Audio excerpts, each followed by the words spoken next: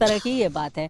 तो मौनी महाराज जी, देख रहे हैं कि Rahul Gandhi ji half T shirt पहन करके यात्रा कर रहे हैं, पूरे देश का भ्रमण कर रहे हैं, लेकिन कड़ाके की ठंड है। हमने आज आपको देखा कि आप एक तरह से दंडवत होकर के गए और आपने गंगा जी में स्नान किया, तो ठंड नहीं लगती क्या अगर मन में ठान लें तो? योगा कर्म सुकौशलम, संकल्प से बड़ी कोई ताकत नहीं होती।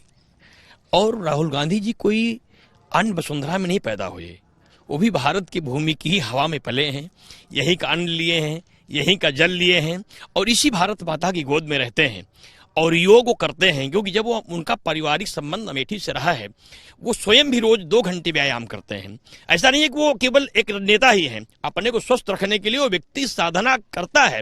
राजनीतिक भाषा एक अलग है और सत्यता ये है कि वो रोज योग पर विश्वास करते हैं, योग करते हैं, प्राणायाम करते हैं और तमाम वो इस तरीके की क्रियाएं करते हैं जिससे वो स्वस्थ रहें। आज उनकी पदयात्रा को देख के लोगों को आश्चर्य हो रहा होगा कि एक टी शर्ट में टहल रहा है भारत का नौजवान, हिमालय के पहाड़ियों पे जब सीमा की रक्षा करने के लिए बर्फ पे खड़ा हो सकता है, तो देश का राजनीतिज्ञ अगर टी शर्ट पहन के चल रहा है तो उस पर आश्चर्य करने की आवश्यकता नहीं है। प्रदेश में डिप्टी सीएम है ब्रिजेश पाठक जी, उन्होंने ये कहा कि मैं, स्वास्थ्य विभाग भी उनके पास है, तो कहा मैं इस बात का विशेषज्ञों से पता कर रहा हूँ कि इस तरह से कैसे कोई कर सकता है। तो आपको लगता है कि ये संभव है या राजनीतिक रूप? क्योंकि राजनीति की अगर हम बात करें तो महात्मा गांधी भी धोती लपेट करके, उनको सभी राजनीतिक दलों के लोग मानते हैं, लेकिन वो भी इस तरह से काम करते रहे। मेरे देश के आदरणीय प्रधानमंत्री जी जितना सम्मान महात्मा गांधी जी का करते हैं उससे सब छोटे हैं।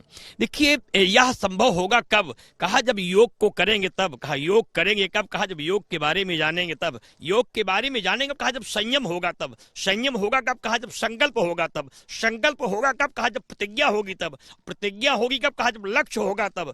लक्ष्य होगा कब? कहा जब उद्देश्य होगा तब। और उद्देश्य होगा तब, कहा जब इच्छा शक्ति होगी तब। इच्छा शक्ति होगी कब? कहा जब कोई संकल्प लेके निकलेंगे तब। राहुल गांधी संकल्प लेके निकले हैं, उस संकल्प की विचारधारा ने उन्हें वो ऊर्जा दिया है जिससे आज वो चर्चा के विषय नहीं, आम चर्चा के विषय बन गए हैं कि वो एक तपस्वी की तरह, एक साधक की तरह, एक महात्माओं की तरह एक टी शर्ट में भारत माता की पदयात्रा कर रहे हैं। हम तो साधुवाद देते हैं कि ये प्रेरणा लोगों को लेनी चाहिए। राजनीतिक भाषा अलग है, लेकिन अगर लेकिन लोग तो मोटे मोटे कपड़े पहन करके, कई स्वेटर और कोट पहन करके इस मौसम में, मैं भी पहन रहना पड़ता है, लेकिन जिस तरह से राहुल गांधी यात्रा कर रहे हैं, आपको क्या लगता है कि संकल्प की शक्ति है उनके मन में या योग? क्योंकि बहुत सारी दूसरी बातें भी कही जा रही हैं उनके बारे में, हालांकि वो राजनीतिक बातें हैं, लेकिन एक संत होने के नाते आप क्या मानते हैं? अपना नाम बताइएगा।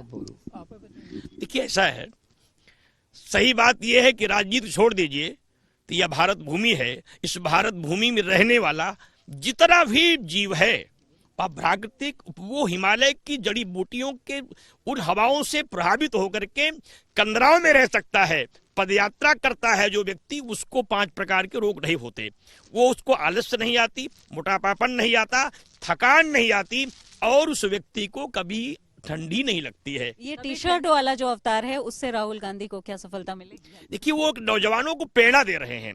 वो ये दिखाना चाहते हैं कि राजमहल में रहने वाला व्यक्ति भी तपस्या कर सकता है। राहुल गांधी का जो संदेश है बड़ा सकारात्मक है कि मैं केवल राज परिवार में पला हुआ विदेश के नाम से बदनाम होने वाला बेटा ही नहीं हूं। मैं भारत का सपूत हूं, भारत में जन्मा हूं, भारत में रहता हूं, भारत की योगों में विश्वास करता हूं, योग में विश्वास करता हूं, तप में विश्वास करता हूं। भारत की परिक्रमा करके मैं दिखा दूंगा कि मैं भारत का लाल हूं, भारत में रहता हूं।